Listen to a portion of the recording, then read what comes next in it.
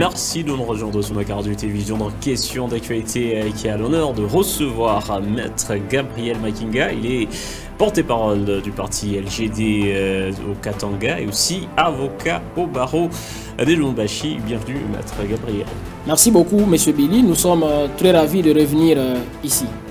Voilà, l'actualité RDC reste dominée par ces dossiers de justice. Il y en a deux, des Kabon, des Matata Pogno. Le sénateur, tout d'abord le dossier du sénateur qui venait d'être sursis au niveau de la Cour des cassations, qui a renvoyé la cause au niveau de la Cour constitutionnelle pour interprétation des dispositions légales. C'est qu'elle signale cette saisine de la Cour constitutionnelle pour interprétation, selon vous, en tant que membre du parti des Matata Pogno, LGD. Merci beaucoup, M. Billy. Au-delà de la casquette du membre du parti LGD, dans notre casquette de juriste, qu'est-ce que nous comprenons par cette surséance au niveau de la Cour de cassation? Oui. On vous amène un dossier. Je voudrais vraiment parler aujourd'hui en français très facile, pour que tout le monde me comprenne.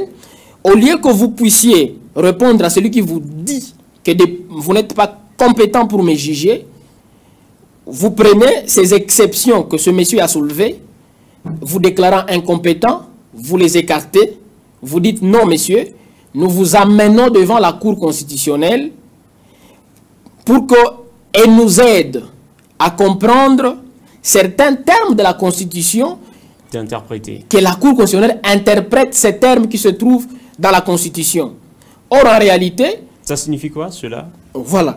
Tout simplement, la Cour de cassation estime qu'elle n'est pas à mesure de juger l'homme, la personne de M. Matata.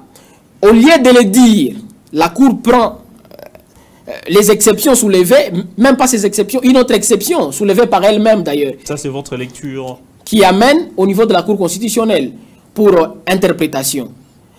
Or, la Cour de cassation... Donc selon vous, on n'a pas répondu aux exceptions, notamment celles d'incompétence soulevées par des avocats des Matata Pogno? Non, on n'a pas répondu parce que les avocats voudraient savoir si cette juridiction est compétente ou pas. Ça veut dire, vous êtes juridiction, on vous a installé pour juger X, Y catégorie des gens. Mais lorsque ces gens viennent auprès de vous, ils vous déclarent incompétents. Qu'est-ce que vous faites? Vous regardez la loi qui vous régente de tous ces temps ici, pour vous dire est-ce que le prévenu qui est devant nous est justiciable devant nous ou pas. Mais au lieu de répondre à cette question, vous amenez le question au niveau de la Cour constitutionnelle pour demander une interprétation. Et ça ne veut pas dire qu'après l'interprétation de la Cour constitutionnelle, la Cour des cassations pourra maintenant se prononcer sur ces exceptions qui ont été soulevées, vu que le dossier a été sursis. Connaissant les juges de la Cour constitutionnelle, parce que ce sont des juges aguerris, ils ne vont pas interpréter parce que la demande vient de la Cour de cassation. Parce que la Cour de cassation n'est pas énumérée ni encore moins citée parmi les personnes qui peuvent saisir la Cour constitutionnelle en interprétation de dispositions de la Constitution. Selon quelle disposition? Selon l'article 161. L'article 161 de la Constitution. On a énuméré les personnes capables de saisir la Cour constitutionnelle pour interpréter. Oui, je vous cite. Il y a le président de la République, oui, le gouvernement, le président du Sénat, le président de l'Assemblée nationale, un dixième de députés ou de sénateurs, le gouverneur de province, le président de l'Assemblée provinciale, un point barre. Ces gens-là ont une capacité, un pouvoir, issu de la Constitution d'ailleurs, pour saisir la Cour constitutionnelle en interprétation de certaines dispositions de la Constitution qui semblent ambiguës ou obscures à leur niveau. Mais ici, c'est la Cour de cassation qui sollicite cette interprétation. Or, elle n'est pas citée. Elle n'est pas citée. Il y a ceux qui estiment que ce qui n'est pas interdit est autorisé selon la loi. Non, qu'est-ce qui est autorisé ici? Parce qu'on a cité. On a cité les personnes, ça veut dire les autres. Non, les autres qui ne sont pas cités ici, oui, ne sont pas à mesure d'aller se présenter pour solliciter une interprétation des articles de la Constitution. Alors pour vous, cette saisine de la Cour constitutionnelle par la Cour de cassation, c'est quel signal du point de vue dossier Matata Pogno, dossier Boukan-Laozo mettant en cause l'ancien Premier ministre de la RDC? La Cour de cassation, en étant une juridiction très aguerrie, elle a clos le débat en allant saisir selon vous, la Cour constitutionnelle. Pas selon moi, mais selon les textes. Parce que quand on va leur dire objectivement que votre demande d'interprétation est irrécevable en fonction de l'article 161 de la Constitution et même de l'article 93, si je ne m'abuse, de la loi organique sur la Cour constitutionnelle, ils seront bloqués parce qu'ils se sont estimés incapables d'instruire sur le dossier du sénateur Augustin Matata Pogno et sollicitant, ils ne vont plus y revenir. Par exemple, la Cour constitutionnelle ne peut pas y revenir. Même pas la Cour constitutionnelle parce qu'elle a rendu déjà une décision, un arrêt d'incompétence. Et même si certains estiment ici que c'est un arrêt rendu sur le plan de la forme, au niveau de la forme tout simplement, oui. Cet arrêt qui a été rendu a déclaré toute la juridiction incompétente. Et sur le plan de la forme et sur le plan du fond, pour connaître de ces dossiers contre le sénateur Augustin Matata Pogno. Donc la Cour constitutionnelle, elle ne va plus jamais, alors jamais, se ressaisir de ces dossiers et l'instruire et arriver à donner un autre arrêt. Elle a déjà donné un arrêt. Vous vous basez sur quel principe? Le non bis in idem. Oui. Sur base de ces principes-là, la Cour constitutionnelle ne va pas revenir sur ça. Et surtout que les décisions rendues par elle sont des décisions irrévocables. Et ce sont des décisions qu'on ne peut jamais, alors jamais, aller en appel. Dans ce sens, pour dire qu'elle peut réviser sa décision pour se redéclarer compétente. Ça sera une monstruosité juridique. Sur le plan de droit, elle ne va plus connaître de cette question. Et puisque la requête est introduite pour interprétation, si jamais la Cour constitutionnelle s'est prononcée ou interprétée, ça sera quoi pour vous?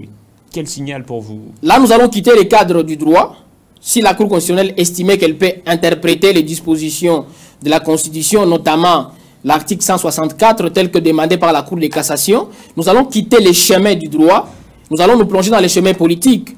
Et sur le chemin politique, ça viendra maintenant confirmer ce que la société est en train de dire, qu'il y a de l'acharnement sur la personne du sénateur Augustin Matata Pogno. Nous allons quitter ce terrain-là du droit. Parce que le droit voudrait aussi une procédure.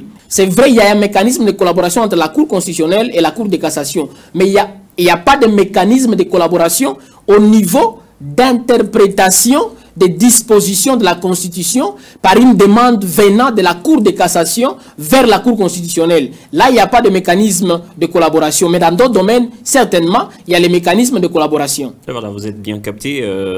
Avant-dernière question, est-ce que c'est possible en RDC de juger un dossier impliquant un ancien Premier ministre? Il y a une possibilité de poursuivre. Si et seulement si la procédure est respectée, on peut poursuivre. C'est ça la difficulté. Dans le cas échéant, la procédure, selon vous, vous êtes en même temps des droits et aussi porte-parole du parti LGD des Matata Pogno. Vous avez trouvé comment? À tous les niveaux, la procédure a été biaisée. Parce que la loi voudrait que lorsque quelqu'un a la casquette de sénateur, avant qu'il soit entendu devant une juridiction, on devrait lever ses immunités et puis avoir l'autorisation de poursuite. Mais dans le cas du dossier Bukangalonzo, le sénateur Augustin Matata Pogno, on n'a jamais levé ses immunités, on n'a jamais autorisé qu'il soit poursuivi. Je dis bien dans le dossier Bukangalonzo. Dans le dossier Bukangalonzo. Oui, parce qu'il y a aussi une confusion à ce niveau. On n'avait qu'à lever ses immunités par rapport au dossier des biens zaïrianisés. C'est pour ça qu'il était devant la Cour constitutionnelle. Et puis, on a classé d'un nom lié sur ces dossiers-là. Et donc, c'est possible de se présenter devant une juridiction en tant que sénateur, mais qui a encore ses immunités sur lui? Il a juste manifesté sa bonne foi, parce qu'il y a aussi ce qu'on appelle en droit une comparution volontaire, ce qu'il est en train de faire jusque-là, parce qu'il est de bonne foi. Et si quelqu'un arrive à faire ça, il s'estime innocent. C'est quel signal du point de vue état des droits? Non, l'état des droits, moi je pense qu'il est là dans notre pays, parce qu'un état des droits voudrait aussi que la procédure dans la poursuite de quelqu'un soit respectée. Lorsque vous me poursuivez, par exemple, moi devant la justice, vous devez tout simplement respecter la procédure, parce que en droit, la forme vicie le fond. C'est que les gens oublient. La procédure peut tout biaiser au fait en droit. Lorsque vous ne la respectez pas, elle biaise le reste.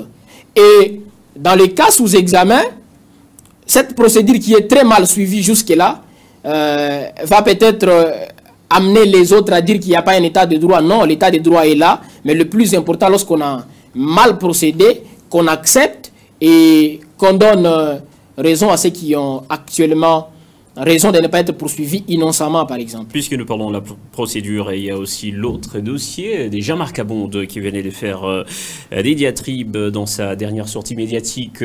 Et ces dernières heures, le bureau de l'Assemblée nationale venait d'autoriser l'audition du député national Jean-Marc Abonde. Et la question, est-ce qu'un député peut comparaître sans lever ses immunités, ou soit c'est déjà levé déjà par l'ordre donné par l'Assemblée nationale, le bureau? Voilà, M. Billy, avant de répondre à votre question, bon, un chef de l'État, même si vous êtes en contradiction de position politique avec lui, on ne s'attaque pas à sa personne. Nous, notre école LGD, on nous a appris ça. Si on s'attaque à la personne du chef de l'État, on est passible de poursuite. Mais pour être poursuivi, il faut également être poursuivi conformément à la loi. Est-ce qu'un député, il peut comparaître devant un juge sans que ses immunités, ou bien devant un magistrat, que ses immunités ne soient pas levées? Je dis, en principe, non. Il ne doit pas arriver devant un magistrat sans qu'on ne lève ses immunités. Dans le cas du député Jean-Marc Abonde, il y a une autorisation de poursuite, qui a une réquisition demandant une autorisation de poursuite qui était déposée déjà au bureau de l'Assemblée nationale, vu que les députés sont en vacances parlementaires. Oui, le réquisitoire du procureur général après la Cour de cassation. Voilà, ce réquisitoire demandait qu'il soit poursuivi. On a accepté le poursuite et en même temps on a profité pour lever ses immunités sans l'avoir entendu, ce qui est grave parce que avant de lever ses immunités, il devrait en principe... au préalable. Il faut entendre au préalable les députés parce qu'il doit fournir ce moyen de défense, mais fort malheureusement, il n'a pas été entendu. On l'a poursuivi, on a écrit au bureau pour qu'on lève, et le bureau a catégoriquement autorisé la poursuite, ce qui est dangereux à un certain niveau. Dernière question, est-ce que la question des casquettes tient dans les procès ou les dossiers judiciaires? Oui, j'ai encore entendu ça. Au niveau de la comparution. J'ai aussi entendu ça ici, M. Billy, qu'on était en train de poursuivre, on ne poursuit pas la fonction, mais on poursuit le fait. Mais non, il y a un principe de droit qui voudrait que, lorsque moi je commets une infraction en tant que ministre, le cadre de mes missions en tant que tel, oui. Si on revient, on veut me poursuivre, on va tenir compte de ma qualité de l'époque pour me poursuivre. C'est ça, en fait.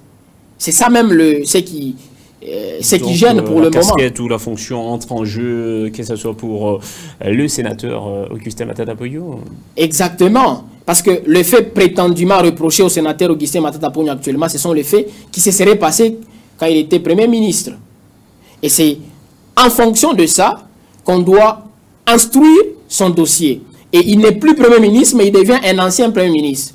Et la loi, jusque-là, n'a jamais élaboré un mécanisme de poursuite d'un ancien Premier ministre. C'est ce qui pose problème. C'est un vide juridique? En quelque sorte, oui. Nous pouvons dire ça. Voilà, compte tenu du temps, nous sommes obligés d'arrêter par ici Maître Gabriel Makinga. Je le rappelle, vous êtes avocat au barreau du Haut-Katanga et aussi porte-parole du parti LGD, parti cher à Augustin Matata Ponyo, le sénateur. Question d'actualité, je vous remercie d'avoir répondu à notre invitation. C'est nous qui vous disons merci, M. Billy, et nous sommes ravis de revenir ici. Nous ne cesserons jamais de saluer le promoteur de la chaîne Malaika. Merci également à nos chers auditeurs et téléspectateurs qui nous ont suivis. Par ici s'achève la question d'actualité de ce jour. Le prochain rendez-vous est donc fixé demain dans un nouveau numéro. Au revoir.